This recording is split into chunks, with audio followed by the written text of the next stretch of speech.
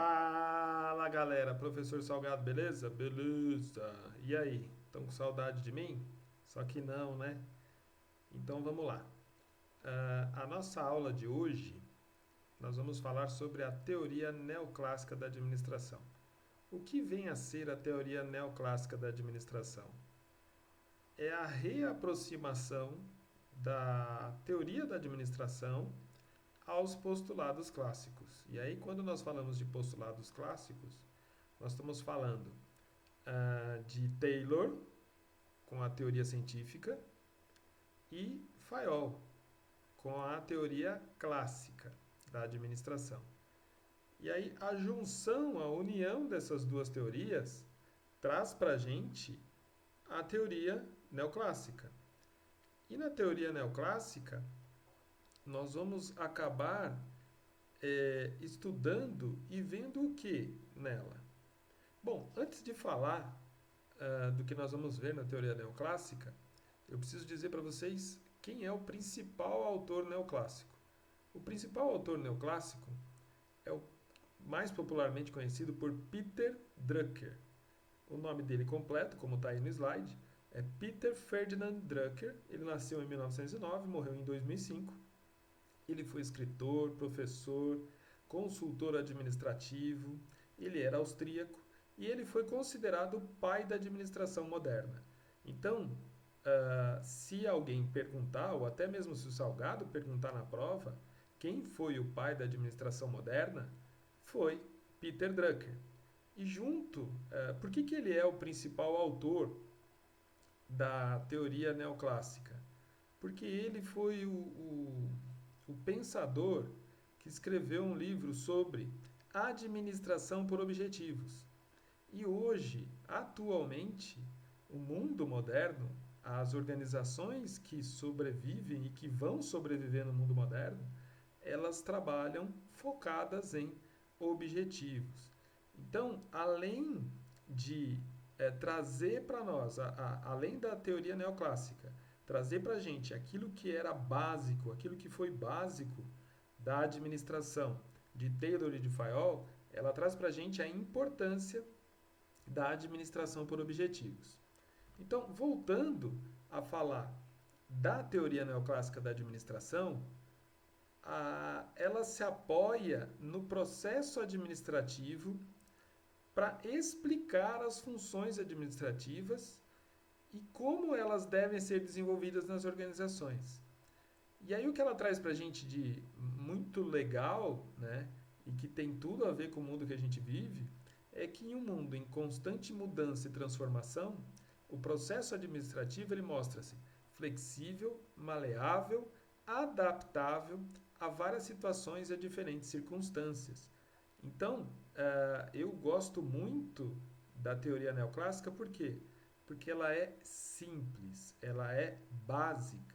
E a maioria das organizações ficam inventando peripécias administrativas, coisas extremamente complexas, que na prática acabam não funcionando. Quando que a teoria neoclássica, que é baseada nos princípios básicos da administração, que é o processo administrativo, ele é simples e funcional, né? E não tem nenhuma concepção, nenhuma teoria mais avançada ou moderna que conseguiu tirar a função administrativa, o processo administrativo, como algo básico, simples e eficiente. E aí, quais são, né, as funções desse processo administrativo? Vocês já devem ter visto isso no semestre passado, na disciplina que vocês tiveram no primeiro semestre. E aí eu falei e fiz um desenho muito parecido com esse aqui na primeira aula que nós tivemos nesse semestre, mas que tem como figura central o administrador. O administrador como o tomador de decisões nas organizações. E ele toma decisões sobre o quê? Olha lá do lado esquerdo do slide, sobre recursos. Esses recursos podem ser humanos, financeiros, materiais, tecnológicos, informação.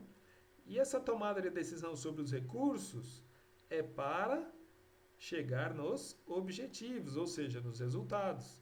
que pode ser indicadores, desempenho melhor, produtos, serviços, né?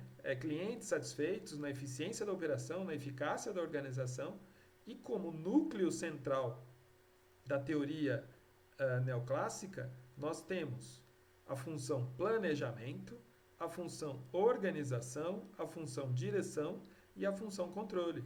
Olha só a base, como é simples e eficiente. Primeiro, uma organização deve planejar, formular objetivos e os meios para alcançá-los. Depois, a organização deve se organizar, ou seja, modelar o trabalho, né? Colocar as coisas numa determinada ordem, alocar recursos.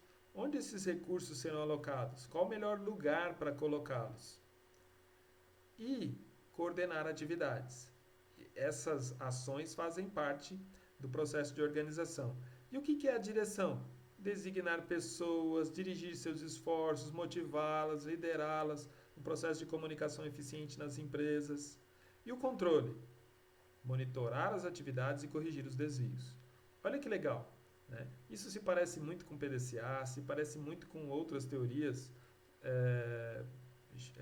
japonesas, de Lean, de sistema Toyota de produção, mas é básico e vem antes dessas teorias modernas. Então, por isso que, por mais complexas e novas que sejam as teorias modernas, ela é simples e funcional. Ela funciona desde que posta em prática, desde que o planejamento seja realizado primeiro, desde que o processo ou alguma coisa, alguma atividade seja organizada, desde que haja uma direção, uma motivação das pessoas, desde que haja comunicação e desde que haja controle, né? Então, são 4 passos simples que funcionam dentro das organizações ou até mesmo dentro da sua vida pessoal.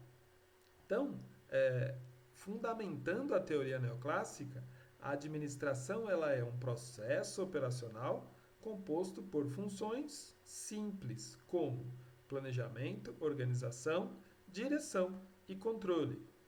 Como a administração envolve uma variedade de situações organizacionais, ela precisa fundamentar-se em princípios básicos e que tenham um valor preditivo. O que é esse preditivo? É pré-existente, que tenham valores que a teoria e a sua aplicação prática existam, tenham fundamento. E aí, ainda continuando na definição da teoria neoclássica, ela ainda mostra para a gente que a administração é uma arte e como a medicina, a engenharia e qualquer outra ciência, ela deve se apoiar em princípios que são universais. E aí os princípios de planejamento, organização, direção e controle também são universais, né? Assim como os princípios das ciências lógicas e físicas. Então, a administração, como uma ciência ou uma arte, não precisa abarcar, possuir todo o conhecimento para poder servir de fundamentação científica aos princípios da administração. Porque, como ela tem princípios universais e básicos, ao longo do tempo ela pode se desenvolver, melhorar e se apropriar de outras teorias que possam complementar vamos dizer assim, aquilo que ela tem de básico, simples e funcional. Então, quais são as características da teoria neoclássica da administração? Primeiro, ela enfatiza a prática da administração, né? A teoria, ela só tem valor quando é posta em prática. Então, muitas vezes as pessoas falam assim, mas isso daí é teoria, professor, isso aí não funciona. Funciona, porque a teoria nada mais é do que a prática escrita, e a prática escrita sendo teoria, ela tem que funcionar nas organizações. Se ela não funciona, é porque tem alguma coisa errada na aplicação prática dessa teoria. A segunda característica da teoria neoclássica é a reafirmação dos postulados clássicos. Então, a teoria neoclássica é a nova clássica. Então, ela vai lá beber da água, né, do Taylor, do Fayol, e vai trazer ela para a nossa época. Nós estamos vivendo uma época que se fala muito o que vai ser o novo normal. esse novo normal, ele vai ser planejado, ele vai ser organizado, as pessoas vão ter que querer viver nesse novo normal, e aí você tem motivação.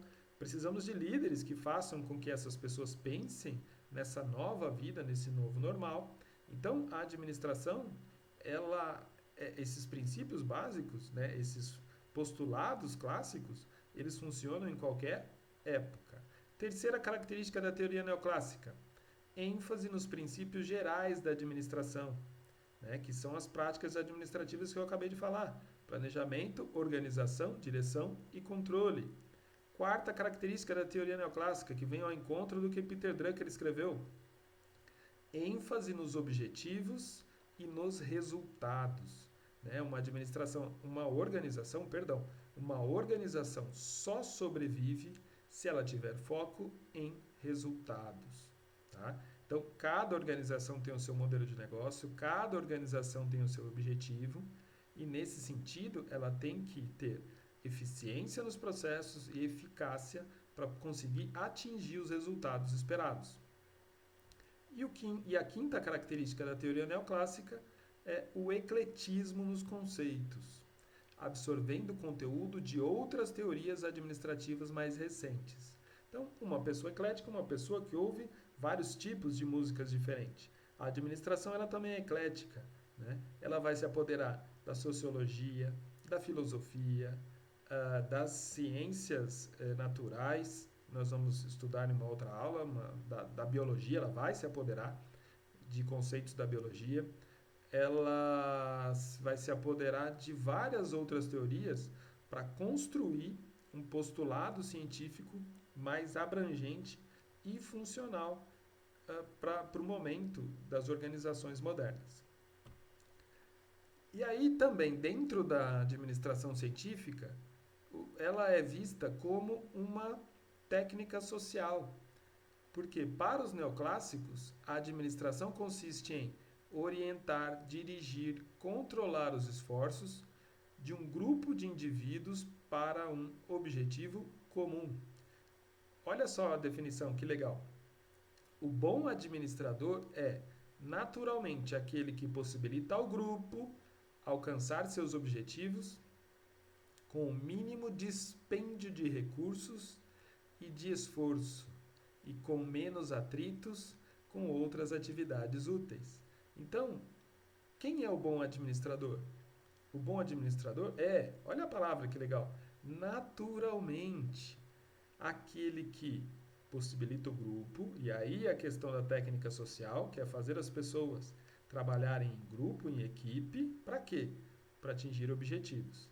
Então, olha a primeira coisa que a gente fala no dia a dia que vem dentro da administração neoclássica: trabalhar em equipe. E se o grupo não virar uma equipe, ele não vai conseguir atingir os seus objetivos, com o mínimo de dispêndio. O que é dispêndio? Desperdício. Né? Isso a gente ouve todos os dias e fala todos os dias nas organizações. Não pode desperdiçar, não pode ter retrabalho, não podemos gastar mais do que podemos. E aí, por último, com menos atritos. Ou seja, as pessoas têm que viver bem, em sintonia. Né? Então, olha só que legal o conceito da administração que a teoria neoclássica, corrigindo aqui, neoclássica traz para a gente. Que o bom administrador é aquele que possibilita e faz com que o grupo alcance seus objetivos, gastando cada vez menos, né? Economizando recursos e fazendo com que as pessoas vivam bem, sem atritos, proporcionando uma qualidade de vida melhor para o trabalhador dentro da organização. E aí, já nessa toada, nessa balada de falar de teoria neoclássica da administração, nós vamos trazer então a questão da administração por objetivos. O que é a administração por objetivos? A administração por objetivos é um processo pelo qual gerentes e subordinados identificam objetivos comuns, definem as áreas de responsabilidade de cada um em termos de resultados esperados e utilizam esses objetivos como guias para a sua atividade. Olha ali em vermelhinho. O trabalho passou de um fim em si mesmo para constituir um meio de obter resultados. Essa reformulação significa uma revolução na administração, a mudança no panorama gravitacional do universo administrativo. Ou seja, o que é então a APO? É o modelo em que os gerentes da empresa, de uma organização, estabelecem as metas para os seus colaboradores em consonância, né, combinando com as metas gerais da organização. Então, explicando isso, né, a alta administração da empresa, o topo da pirâmide, define algumas metas estratégicas. Essas metas estratégicas descem para os gerentes constroem um plano tático, como as coisas vão funcionar, e esse planejamento tático desce para o operacional, para o chão de fábrica, para que essas metas e esses objetivos sejam departamentalizados, fracionados, cada um em uma área, para que, quando cada um atingir a sua meta, a organização como um todo atinja a sua meta. Então, um objetivo, né, definindo então a questão do objetivo, esse objetivo ele deve ser quantificado, difícil, relevante e compatível. Então, para quem trabalha, vocês vão dizer assim para mim: ah, mas lá onde eu trabalho, eu nunca consigo bater a meta. E quando eu bato a meta, o gerente vai lá e dobra a meta. É meio que um papo de Dilma, né? A meta vai ficar assim, e se a gente bater a meta, a gente dobra a meta, e se dobrar a meta, a gente triplica a meta. É sempre assim? É sempre assim, Salgado. Eu sei que é sempre assim. Mas, segundo a APO, isso está errado e eu vou explicar um pouco mais para frente por que isso está errado. Então, a APO, a Administração por Objetivos, ela tem como foco os objetivos. Por que ela tem como foco com os objetivos? Porque o objetivo é o que dá a direção para as organizações. Os objetivos é que faz com que todo mundo trabalhe em equipe e deixe de lado os seus objetivos pessoais. Ele serve, o objetivo, ele serve para avaliar os planos, se o plano está indo para o caminho e para o destino certo. O objetivo, ele melhora a possibilidade de eu conseguir prever o futuro. Se eu tenho um objetivo, eu sei onde eu quero chegar. Se eu não tenho objetivo, eu não sei onde eu vou chegar e dessa forma eu não consigo prever o futuro. Então, os objetivos, eles contribuem para que as organizações, para que a organização tenha uma orientação estratégica, tenha uma orientação tática, tenha uma orientação operacional, para que a organização consiga prever o futuro, distribuir melhor os seus recursos, que são escassos, né? Se vocês já devem ter visto lá na aula de economia, que os recursos são escassos. Não dá para ter tudo que a gente quer na hora que a gente quer. Esse é o grande problema da economia, em como produzir, né, todos esses recursos. E aí, como é que funciona, então, o processo da APO? Ah, Salgado, lá na minha empresa o gerente chega e fala, ó, a meta é tanto, e se vira para bater. Segundo Peter Drucker, não deveria ser assim. Como deveria ser, então, a definição da meta? Olha só esse esqueminha que bonito. Explicando esse esqueminha, segundo Peter Drucker, para definir a meta, o gerente deveria sentar com o subordinado, fazer uma reunião e, em conjunto, definir as metas. Tá? Então, gerente e subordinado sentam para bater um papo e, nesse papo, nasce a formulação conjunta de objetivos e desempenho. Olha lá no meio, depois de gerente e subordinado. Formulação conjunta de objetivos e desempenho. Então, o gerente vai pedir, eu quero que você faça 1000 peças por dia. O subordinado vai falar assim, olha, esse gerente está querendo arrancar meu couro, está querendo fazer com que eu trabalhe demais. Eu vou falar que eu consigo fazer umas 700. E aí o gerente, sabendo que o subordinado sempre vai puxar para menos, já puxou um pouquinho para mais, e aí no final das contas eles vão acabar fechando em 800 peças. É bom para os dois? É bom para os dois. E aí, qual o trabalho, então, do gerente depois de formulada a meta? Olha lá o quadradinho de cima. Ação individual do gerente. Proporcionar apoio, direção e recursos. Então, o seu gerente sentou com você, definiu a meta. Qual é o trabalho dele agora? Dar toda a estrutura necessária para que você, como subordinado, consiga bater a meta. E qual é a sua atitude, qual é o seu dever como subordinado? Fazer tudo aquilo que você combinou com o gerente lá atrás. Por quê? Se você combinou, se você deu a sua palavra e ele está proporcionando o apoio necessário, a coordenação, a direção necessária e os recursos para você poder atingir a meta, não tem desculpa. Você vai ter que colocar o plano em ação e entregar aquilo que você se comprometeu com o seu gerente. Então, feito isso, olha só como fica mais justo a definição da meta quando você senta com o gerente, formula isso em conjunto, né? Ele abre mão de um pouquinho, você se esforça um pouquinho a mais e aí chega no número em comum. O gerente, ele de certa forma, também se compromete com você e ele tem que te dar todo o apoio necessário para você bater a meta. E quando você tem todo esse apoio necessário para bater a meta, você consegue desempenhar e entregar aquilo que você prometeu para ele. No final desse processo, aí tem o controle, né? A avaliação. Senta-se de novo numa pequena reunião e aí, vamos falar.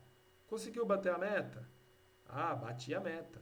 Muito obrigado, você me deu todos os recursos necessários para isso. Legal.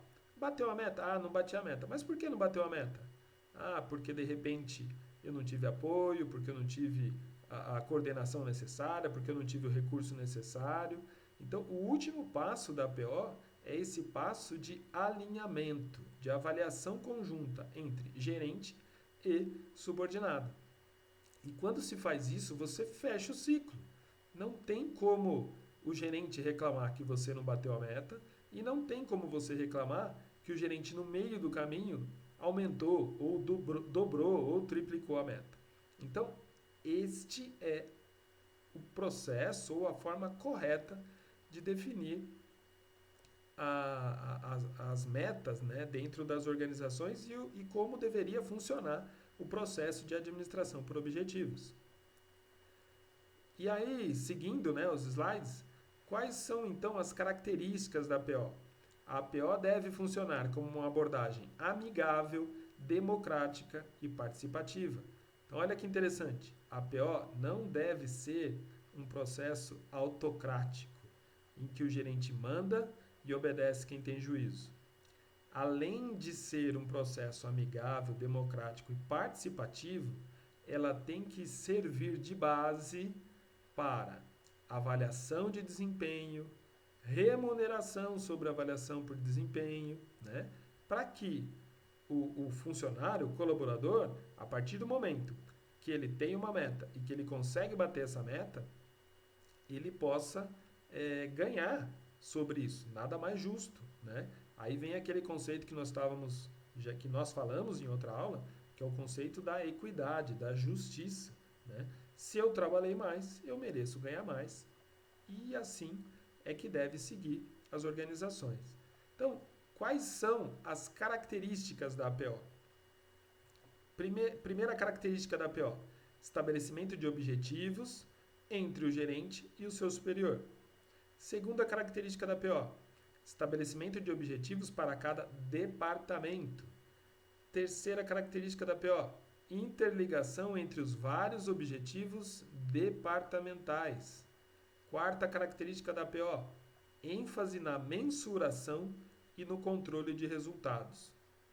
Quinta característica da APO: contínua avaliação, revisão e reciclagem dos planos.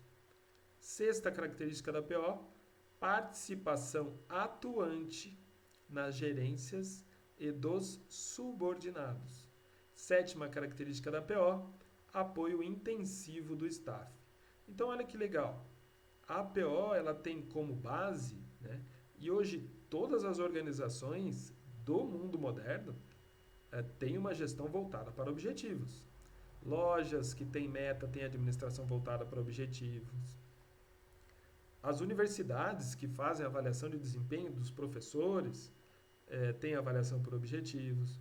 Posto de gasolina tem avaliação por objetivos. Igrejas têm avaliação por objetivos. Até as famílias modernas trabalham focadas em objetivos, né?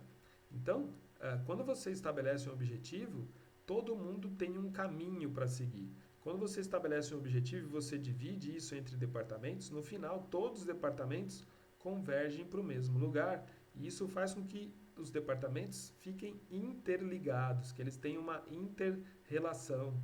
E aí, quando eu tenho um objetivo, eu consigo controlar, eu consigo medir, eu consigo olhar para os resultados e dar ênfase neles. E esse é um processo que é contínuo e faz com que todo mundo participe, faz com que gerente participe, com que subordinado participe, e isso passa a ser um processo mais democrático, mais consultivo, mais participativo. E aí nós temos uma característica predominante que é o quê? É o apoio do staff. A alta administração como staff, o RH como staff, todos os departamentos que são de staff, que não são de linha, que são de consultoria, têm que dar apoio para os departamentos de linha para que eles possam atingir os objetivos organizacionais. Então, qual é o ciclo da APO? Olha lá, em cima, do lado esquerdo. Fixação dos objetivos globais da empresa. A alta administração vai lá e fixa os objetivos gerais da organização. Isso é o que dá origem ao planejamento estratégico da empresa. Esse planejamento estratégico, ele determina, ele fixa objetivos departamentais. Esses objetivos departamentais viram um plano tático de cada um dos departamentos, ou seja, como os departamentos vão funcionar. Esse plano tático, ele vira um plano operacional, que é do dia a dia de cada um dos funcionários desses departamentos.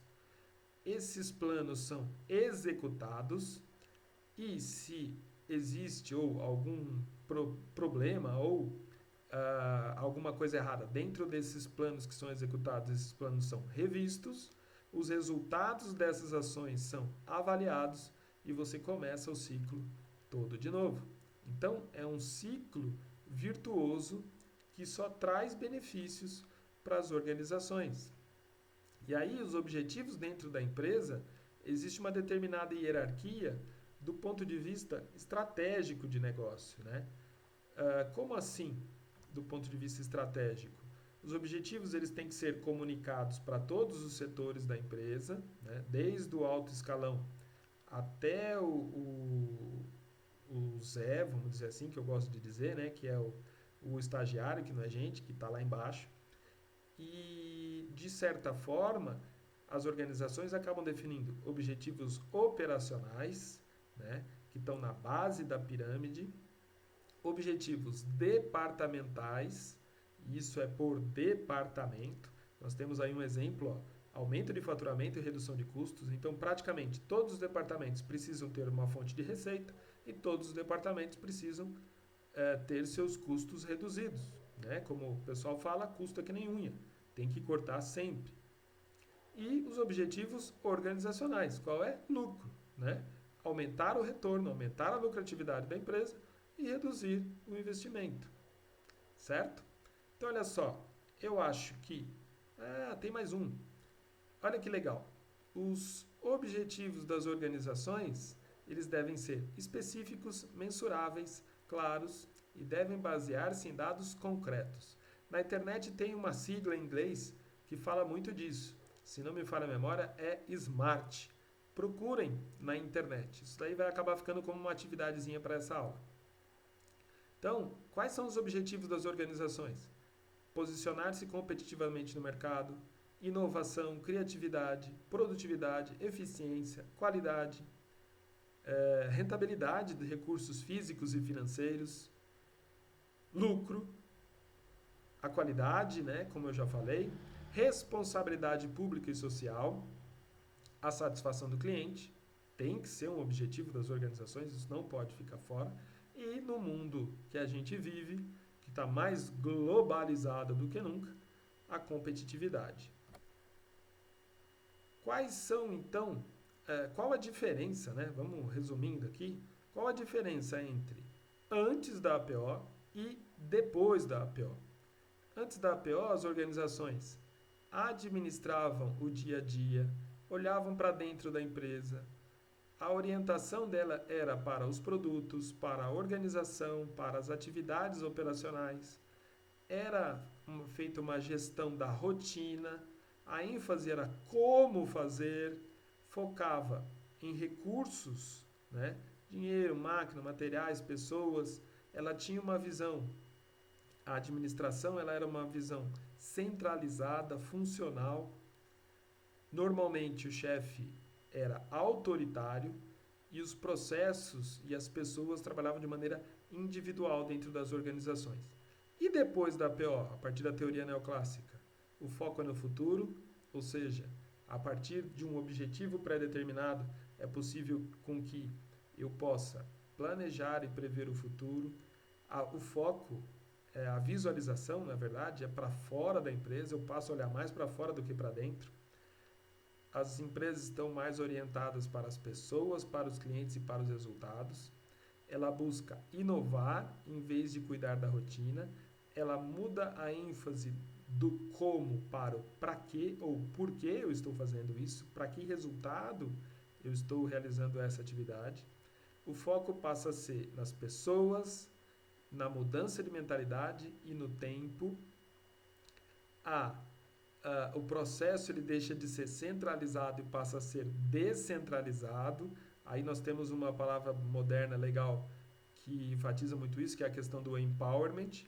O estilo autoritário ele deixa de ser autoritário e passa de ser participativo. E em vez de trabalho individual, onde o individualismo era privilegiado, agora nós privilegiamos o trabalho em equipe.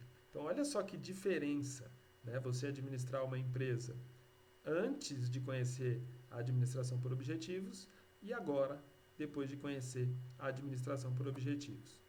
E é isso, pessoal. Por hoje é só, essa aula ficou um pouquinho longa, não era a intenção fazer isso, mas até a próxima. Valeu, tchau, fui!